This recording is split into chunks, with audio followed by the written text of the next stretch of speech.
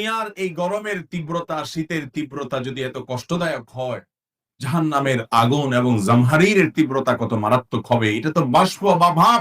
তাহলে মূলটার অবস্থা কি?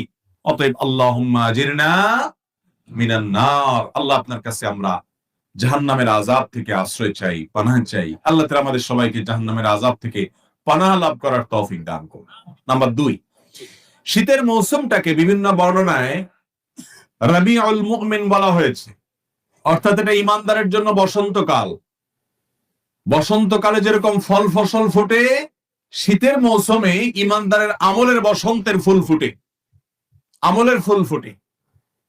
নবী করিম সাল্লাল্লাহু আলাইহি ওয়াসাল্লাম তিরমিজি বর্ণিত হাদিসে বলেছেন যে আশ-শিতা, এটা হলো আল গানিমাতুল বারিদা, আশ-শিতা ফিস সাওম, আস-সাওমু ফিস শিতা। গনিমতে বারিদা বা শীতল সুবর্ণ সুযোগ। শীতল সুবর্ণ সুযোগ মানে যে সুযোগটা যে কেউ নিতে পারে। এত সুন্দর এবং এত ভালো একটা সুবর্ণ সুযোগ হলো আপনার আশ-শিতা ও আস-সাওমু ফিস শিতা, অর্থাৎ আপনার শীতের মৌসুমে রোজা রাখা। এই শীতের মৌসুমে রোজা রাখা, এটাকে সুবর্ণ সুযোগ বলা হয়েছে। কেন? কারণ এই মৌসুমে দিন থাকে ছোট এবং রাত থাকে বড়। মোহতারাম হাজরিন, এই জন্য শীতের মৌসুম উপলক্ষে অন্যতম একটা আমল হলো দিনের বেলায় নফল রোজা রাখা।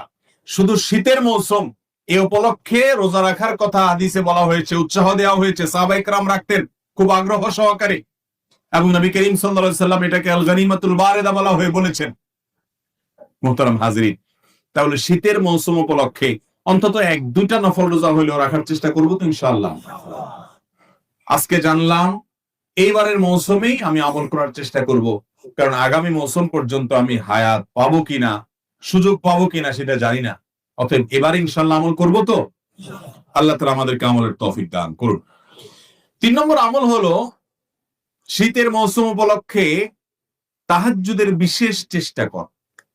তাহাজ্জুদ তো পরের কথা, ফজরের নামাজই হারায় গেছে। এখন মুসলমান ফজর নামাজ পড়তেই কষ্ট হয়ে যায়। অনেক দিনদার মানুষ আছে, 4 ওয়াক্ত সালাত পড়ে, কিন্তু ফজরটা পড়তে তার কি হয়? কষ্ট হয়।